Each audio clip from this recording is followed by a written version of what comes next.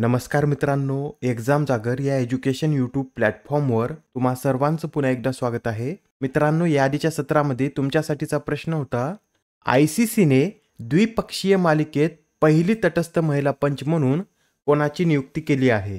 या प्रश्नाचं योग्य उत्तर आहे पर्याय क्रमांक 3 म्हणजे स्यू रेडफर्न यांची ICCने द्विपक्षीय मालिकेत पहिली तटस्थ महिला पंच म्हणून नियुक्ती केलेली आहे. आता जी ऑस्ट्रेलिया आणि दक्षिण आफ्रिका यांच्यात ICC महिला चॅम्पियनशिप T20 होणार आहे, त्यात त्या अंपायर म्हणून कार्य करतील. याआधी सुद्धा ब्रिटनमधील पुरुषांच्या प्रथम श्रेणी क्रिकेटमध्ये अंपायरिंग करणाऱ्या स्यू रेडफर्न या पहिल्याच महिला ठरल्या होत्या.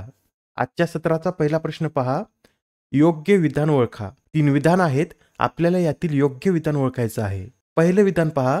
जननायक म्हणून ओळखल्या जाणाऱ्या कर्पूरी ठाकूर यांना मरणोत्तर भारतरत्न पुरस्कार 2024 जाहीर झाला आहे. मित्रांनो, एवढी न्यूज तर तुम्ही ऐकलीच असेल की कर्पूरी ठाकूर यांना मरणोत्तर भारतरत्न पुरस्कार जाहीर झालेला आहे. तर हे पहिलं विधान बरोबर आहे. दुसरं विधान पहा. 24 जानेवारी रोजी कर्पूरी ठाकूर यांची 100वी जयंती साजरी करण्यात आली. हे सुद्धा विधान बरोबर आहे. 24 जानेवारी रोजी कर्पूरी ठाकूर यांची 100वी जयंती साजरी करण्यात आलेली आहे. शेवटचं विधान पहा. त्यांनी बिहार राज्याचे 2दा मुख्यमंत्री म्हणून कार्य केले. आता त्यांनी बिहार राज्याचे 2दा मुख्यमंत्री म्हणून कार्य केलं आहे का? तर त्यांनी बिहार राज्याचे 2दाच मुख्यमंत्री म्हणून कार्य केलेलं आहे. त्यासाठी तिसरं विधान सुद्धा बरोबर आहे. त्यांनी बिहार राज्याचं मुख्यमंत्रीपद कोणत्या साली भूषवलं होतं? तर 1970 ते 1971, त्यानंतर 1977 ते 1979 असे 2 वेळा त्यांनी बिहार राज्याचं मुख्यमंत्रीपद भूषवलेलं आहे. यात आपल्याला योग्य विधान ओळखायचे आहेत. तिन्ही विधान योग्य आहेत.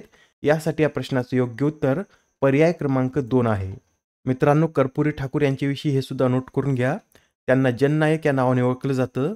त्यांचा जन्म 1924 मध्ये समस्तीपूर येथे झाला होता व पहिल्यांदा ते 1952 मध्ये आमदार बनले होते. 1970 मध्ये ते सरकारमध्ये मंत्री झाल्यानंतर त्यांनी 8वी पर्यंतचे शिक्षण मोफत केले व उर्दूला बिहारमध्ये दुसऱ्या राज्यभाषेचा दर्जा मिळवून दिला होता. तसेच 1977 मध्ये ते दुसऱ्यांदा मुख्यमंत्री झाल्यानंतर त्यांनी मुंगेरी लाल आयोग लागू केला होता आणि यानुसार मागासवर्गीयांना नोकऱ्यामध्ये 26% आरक्षण देण्यात आले होते. त्यांनी आर्थिकदृष्ट्या दुर्बल आणि सवर्ण महिलांना सुद्धा आरक्षण दिले होते. 1967 मध्ये ते पहिल्यांदा उपमुख्यमंत्री बनले होते व उपमुख्यमंत्री बनल्यानंतर त्यांनी शाळेमधील इंग्रजीची अट रद्द केली होती. त्यांचं निधन कधी झालेलं आहे? तर 1988 मध्ये त्यांचं निधन झालेलं आहे. बरं, हा जो भारतरत्न पुरस्कार आहे हा कधीपासून देण्यात येतो? तर 1954 पासून हा पुरस्कार कला, साहित्य, विज्ञान, सार्वजनिक सेवा आणि क्रीडा या क्षेत्रात अतुलनीय योगदान देणाऱ्या व्यक्तींना देण्यात येतो. 1954 मध्ये हा पहिला पुरस्कार 3 व्यक्तींना दिला होता. त्यांची नावे सुद्धा लक्षात ठेवा. यात सी राजगोपालाचारी, सर्वपल्ली राधाकृष्णन आणि वैज्ञानिक CV रमन यांचा समावेश आहे. आणि तेव्हापासून आतापर्यंत हा पुरस्कार एकूण किती व्यक्तींना देण्यात आलेला आहे? तर 49 व्यक्तींना हा पुरस्कार आतापर्यंत देण्यात आलेला आहे. कर्पूरी ठाकूर हा पुरस्कार मिळवणारे 49वे व्यक्ती आहेत. बरं, भारतरत्न पुरस्कार मिळवणारे बिहारचे पहिले व्यक्ती कोण होते? तर डॉक्टर राजेंद्र प्रसाद हे भारतरत्न मिळवणारे बिहारचे पहिले व्यक्ती होते. अलीकडे जे भारतरत्न पुरस्कार देण्यात आले आहेत त्या विजेत्यांची नावे सुद्धा आपण पाहून घेऊया. तर पहा, याआधी भारतरत्न हा पुरस्कार 2019 मध्ये देण्यात आला होता आणि भारतरत्न दरवर्षी द्यावा अशी कोणती अट नाही आणि एकावेळी जास्तीत जास्त फक्त 3 व्यक्तींनाच हा पुरस्कार देण्यात येऊ शकतो. पहा, 2019 मध्ये हा पुरस्कार प्रणव मुखर्जी, भूपेन हजारिका आणि नानाजी देशमुख यांना देण्यात आला होता. 2015 मध्ये पंडित मदन मोहन मालवीय आणि अटल बिहारी वाजपेयी. 2014चा हा पुरस्कार प्रोफेसर CN राव व सचिन तेंडुलकर. तर 2009 मध्ये हा पुरस्कार पंडित भीमसेन जोशी यांना देण्यात आला होता. मित्रांनो, या भारतरत्न पुरस्कारामध्ये जे पिंपळाच्या पानाच्या आकाराचं पदक देण्यात येतं, आता या पदकाची निर्मिती कोणत्या टाकसाळेमध्ये करण्यात येते? अत्यंत महत्त्वाचा प्रश्न आहे. तर या भारतरत्न पुरस्कारात देण्यात येणाऱ्या पदकाची निर्मिती ही कलकत्ता टाकसाळेमध्ये करण्यात येते. आणि तुम्हाला माहिती आहे का, भारतामध्ये इंग्रजांनी पहिली टाकसाळ कोठे स्थापन केली होती? तर कलकत्ता येथेच 1757 मध्ये इंग्रजांनी भारतातील पहिली टाकसाळ स्थापन केली होती. नेक्स्ट क्वेश्चन पहा.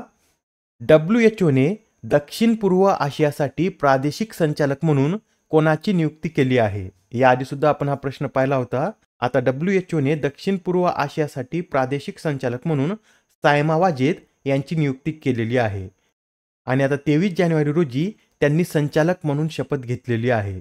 त्या या पदावर कधीपर्यंत कार्यरत राहतील? तर 2028 पर्यंत त्या या पदावर कार्यरत राहतील. आणि मित्रांनो, या ज्या सायमा वाजिद आहेत या बांगलादेशच्या पंतप्रधान शेख हसीना यांच्या कन्या आहेत. त्यांनी ऑटिझम क्षेत्रामध्ये महत्त्वपूर्ण योगदान दिलेलं आहे. त्या ऑटिझम तज्ज्ञ म्हणून सुद्धा ओळखले जातात. WHO विषयी सांगायचं झालं तर याचं फुल फॉर्म आहे वर्ल्ड हेल्थ ऑर्गनायझेशन. याची स्थापना 7 एप्रिल 1948 रोजी करण्यात आली होती. यासाठी 7 एप्रिल दरवर्षी जगभरामध्ये जागतिक आरोग्य दिन म्हणून साजरा केला जातो. बरं, याचं मुख्यालय कुठे आहे? तर स्वित्झर्लंडमधील जिनेव्हा येथे याचं मुख्यालय आहे. आणि सध्या याचे महासंचालक हे डॉक्टर टेड्रोस अधानोम आहेत. प्रश्न क्रमांक 14 पहा. मित्रांनो, नुकतेच आता BCCI द्वारे मागील 4 वर्षाचे वार्षिक पुरस्कार देण्यात आले आहेत. तर यामधील कर्नल CK नायडू जीवन गौरव पुरस्काराने कोणाला सन्मानित करण्यात आले? तर हा जो कर्नल CK नायडू जीवन गौरव पुरस्कार आहे या पुरस्काराने फारुख इंजिनियर व रवी शास्त्री यांना सन्मानित करण्यात आलेला आहे. म्हणजेच या प्रश्नाचं योग्य उत्तर काय असेल? तर पर्याय क्रमांक 4 हे या प्रश्नाचं योग्य उत्तर आहे. बरं, या पुरस्कारामध्येच BCCI कडून 2022-23 मधील सर्वोत्कृष्ट आंतरराष्ट्रीय पुरुष क्रिकेटपटूसाठी पॉली उमरीगर पुरस्कार कोणाला प्रदान करण्यात आला? तर हा 2022-23 साठीचा पॉली उमरीगर पुरस्कार शुभमन गिल यांना देण्यात आलेला आहे. बरं, या आधीच्या वर्षीचा हा पुरस्कार कोणाला देण्यात आला आहे?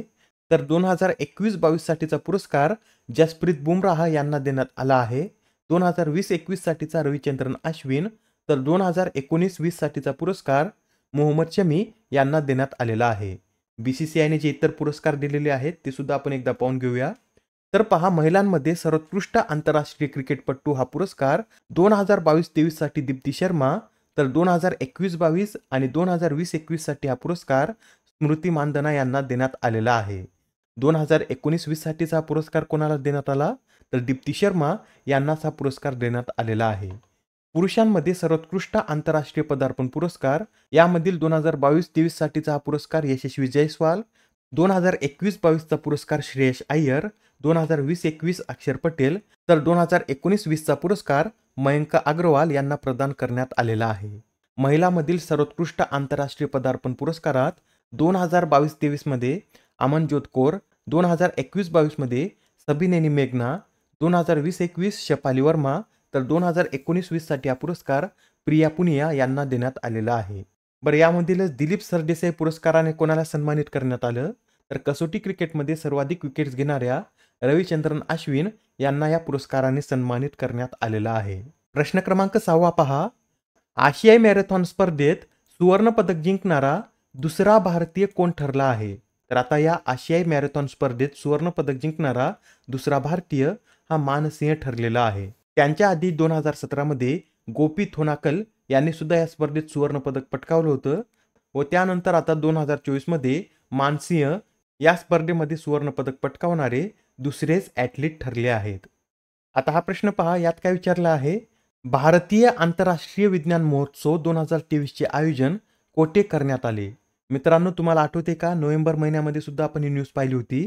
तर हा जो भारतीय आंतरराष्ट्रीय विज्ञान महोत्सव आहे याचं आयोजन हरियाणामध्ये करण्यात आलं होतं. आणि हरियाणामध्ये कुठे?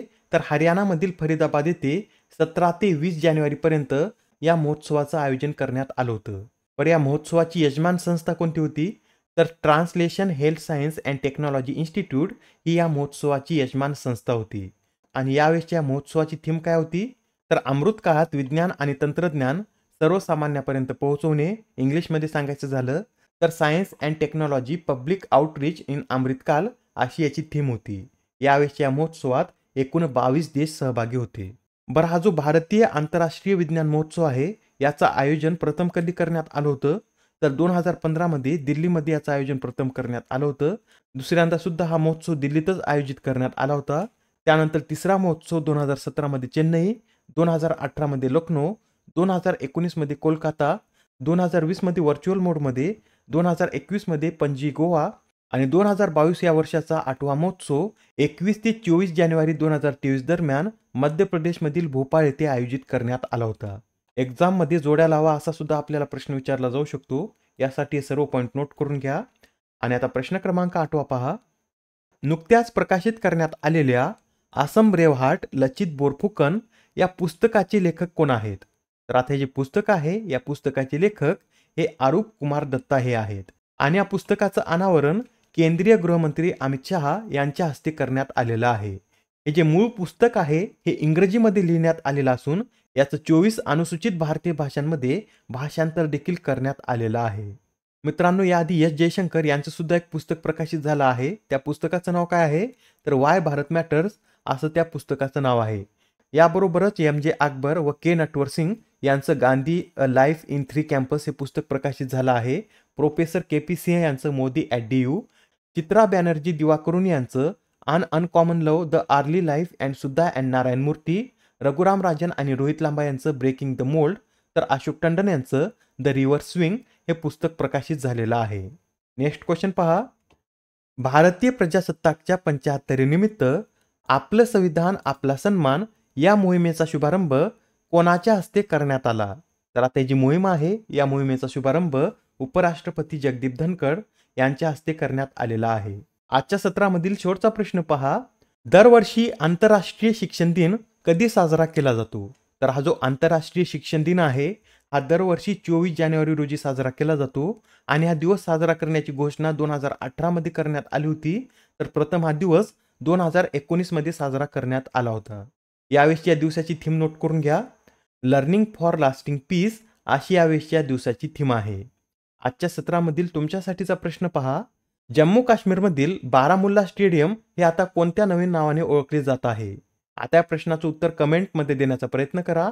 उत्तर चुकलं तरी काय हरकत नाही, कारण ज्यावेळेस तुम्हाला या प्रश्नाचं योग्य उत्तर माहित होतं त्यावेळेस हा प्रश्न तुमच्या दीर्घकाळापर्यंत लक्षात राहतो. तर आता पुढच्या सत्रामध्ये पुन्हा भेटूया. धन्यवाद.